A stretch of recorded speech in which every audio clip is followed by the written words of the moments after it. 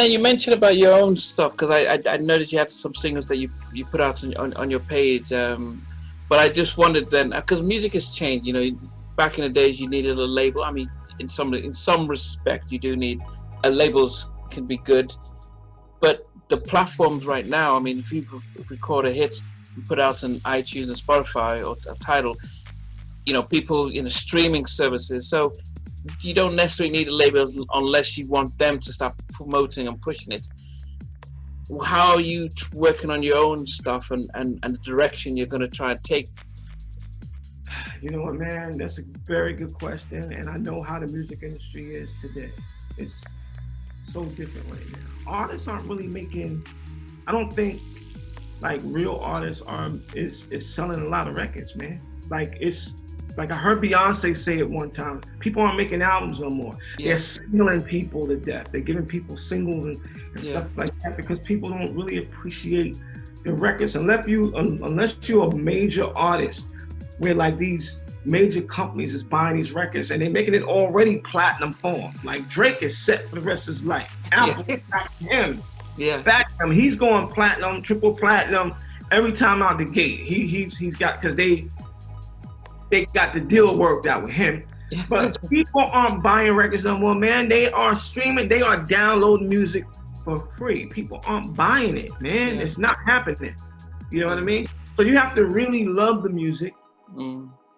Artists have to love what they do. Because the only way you're gonna make money is rocking them shows. And listen, it's good to be with a label as long as if it's not a 360 deal where you're able to make some money, you know what I mean? Because right now record companies want money off of everything you do.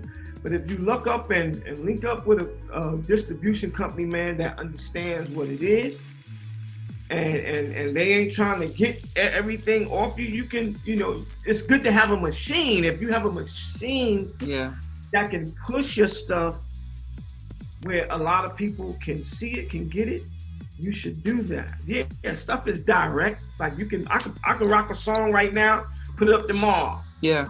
How many people are gonna know that is out there like that? Yeah, that's true. Yeah. So it's like right now, I really don't have a game plan. It's not bulletproof. I know what I want to do. Right now, I'm just getting everything prepared because there's a few situations that I want to go and visit and see if I can get exactly what I need to push what I'm trying to do. You know what I mean? Yeah. At the same time, I'm building my team. I'm trying to get the right people in place that cares about what Nitty Green is about. And we're going to see, man. We're just going to see. I'm not going to let my team down. I'm going to straight up do what I do every time. I feel like I got a story to tell. Yeah. You know what I mean? I'm a good actor, so it's just not going to stop with the music. I'm trying to do everything. Acting, singing, I produce, you know what I mean? I'm trying to do some backgrounds, whatever it takes to rock. I just want to continue to make music, and I'm spending my own bread, putting out my own music and seeing where it takes, because you never know who might hear it and go, I like that dude right there. I like that dude right there. Something about that dude. I like him. Yeah. And they like, yo, I'm finna put some money into you, man. Yeah. Funny, you got a personality. The girls like you, the guys like you. You know what I mean? Yeah. I gotta do what I can, man, and not let anyone stop me. Yeah. I have to do what I have to do. Yeah, I mean, I noticed that then. So, is that how Vibe Sessions came about? Then, just really just trying to just broaden your horizon, your enterprise and stuff. Yo, I love what you're doing, bro. That's exactly how Vibe Sessions came about, man. I was sitting home, I'm like, okay, let me think. I'm a shy guy, bro. Okay. I know you can't tell. I'm a shy guy. I'll take your word for it. I am trying to figure out. I was trying to figure out how I can remain and be seen during this pandemic. You know, the COVID. I'm like, yo, we ain't doing no shows. We were on a run. We had a lot of shows lined up. RIFF had a lot of shows lined up. Got canceled. So I'm like, yo, okay, what can I do? I said, okay, you know what? Let me get in touch with the group and see if we can, during this pandemic, let's create something where people can see us. And I put the RIFF signal out in the air, and I told these guys what I wanted to do. I said, we're going to create like a podcast, and we're just going to get up there. We're going to talk. We're going to sing. We're just going to let people, you have a day, you have a day, I have a day. Like, we all have days where we can just do what we want to do. Have the cameras follow us. Nobody wanted to do it. Nobody wanted to do it. Cats like, I ain't got time for that. But these cats is like on their own platforms doing and singing and stuff like but they don't want to do nothing to help the group. I said, okay. So I pick up the phone. I call my little brother. He's a real close friend of mine. I call him my little brother because we grew up together. And he's a little something, you know what I mean? So, that's Pi, right? Real skinny dude, you know what I mean? Is that Pi? Pi, yeah. Okay. Right. So me and him, we've been rolling tight since we were young. His father, I love his father's mother. Like, they adopted me into we break bread together. We took him on tour with us when we was with Men of Vision. That dude was with us, so he knows the history. He knows what's up. So I called him. I said, listen, man, you got a book coming out. Well, you have a book out.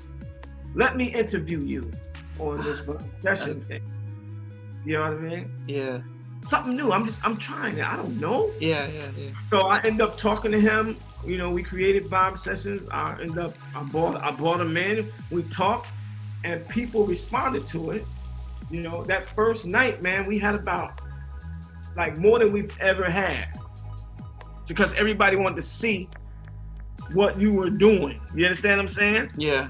Then that's when the haters come in. You got the haters, because black folk is like, all right, show me. You know what I mean? So, show me what you doing. If I like it, you know what I mean, I'm gonna rock with it. Yeah. What they do is they'll wait until we go off the air, and then they'll watch it. Yeah. You know what I'm saying? Yeah. Instead of watching it right there. So we gotta work on them. But Vibe Session is just a platform, man, where we talk about life, love, and music, and nothing more. You know what I mean? I open up the show with some music. You may have heard it, you may not have heard the music. I'll touch back. I may play rock, pop. You never know what Nitty Green gonna bring on the show. And then we'll either do a conversation show, and now that we hooked up with Elise and Katrina, they're getting us people to interview on the show, and it's coming together, man. We have some good people working with us, so we're hoping that Vibe Sessions would do great for us, man. You know what I mean? Yeah. I listen. It has given me, how this has worked out, it's given me confidence to speak. I would never be able to talk to you, man, if I didn't do Vibe Sessions. I swear to God. I would be I'm more of the shy type, laid back, chilling.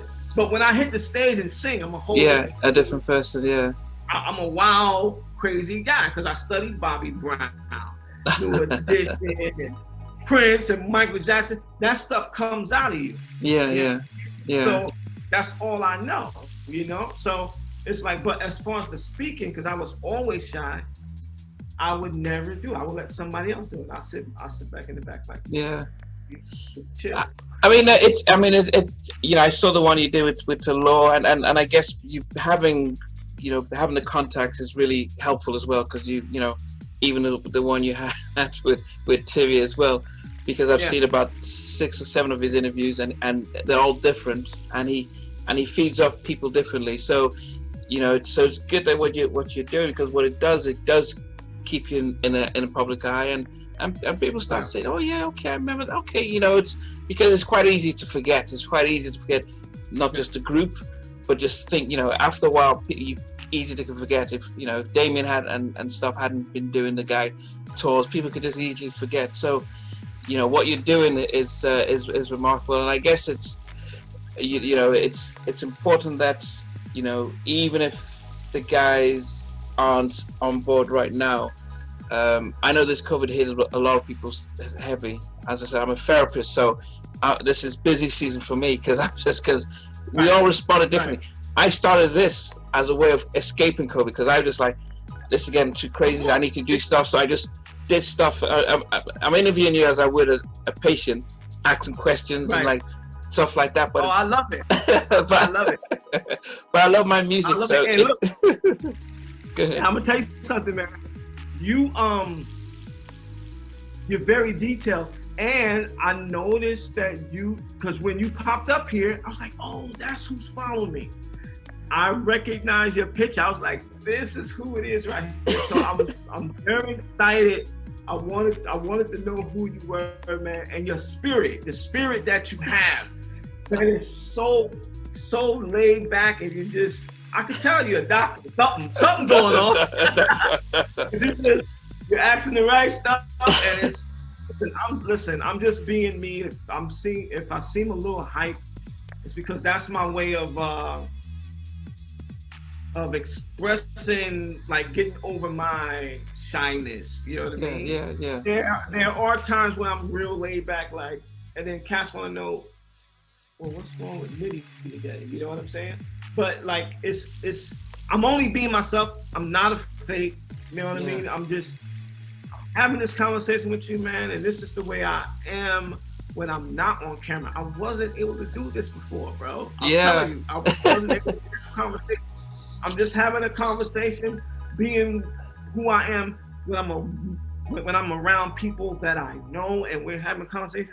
Yeah, it's silly, man. Just well, as I said, as a therapist, what your mom did back in high school, that's back when you were in church, that's the kind of stuff where I always say, if you've already hit the platform one, if you've already been able to overcome it once, it's always going to be there. So you can always revert back to that and says, you know what, if you have to do something that you haven't done before, you're like, you know what, I did it once, I can always do it again. Oh, man. You know, one of the questions. One of the questions I always try and end up with is, if you were stuck in an elevator and you had a choice of watching a movie while they're fixing to get you out, what would you ask to watch? Lean on Me. It's true. It's true, man. If I'm stuck in the elevator, I would like to watch Lean on Me, man. Okay. It's one of my favorite movies today. That and Prince, that Purple Rain. Purple Rain, I want to see, I kind of want to see Apollonia jump into Lake Minnetonka. You understand what I'm saying? Okay. Let's see her jump in there. Okay. I'll be honest, I'm probably one of the only people who's never watched Purple Rain. I'm a big Michael Jackson fan, so Prince was, I was a big Michael fan, so I Prince was the enemy back in those days and stuff. But you shocked me. You shocked me. If you're a Michael Jackson fan, you got to be a Prince fan, because they tried to make them rivals, but they were really friends, man. They were friends. People didn't know that. Yeah, but as a fan of Michael, you're like, Prince is the enemy, so you just don't like it and any of his stuff. What about song though? But it was good for their record sales, like, for them definitely to be that way. You know what I mean? Yeah, to act that way. But they were buddies, man. I've seen pictures and stuff. Or if you have a song though, if you had a song that you had to, like, okay, favorite song that you had to play while they're getting the movie ready, what would you pick? A favorite song, if I was stuck on the elevator, the same thing. Yeah. I wanted to listen to. Wow. Okay. Favorite song would be man, there's so many songs going through my head right now, man. I mean, if I had to pick one that I want to listen to, it's this song by Aaron Neville, and I want to say, I don't know much, but I know I love you. Okay. That song right there, man. I heard that today. I had to pause because I was crying. I'm like, okay. It made me cry, man.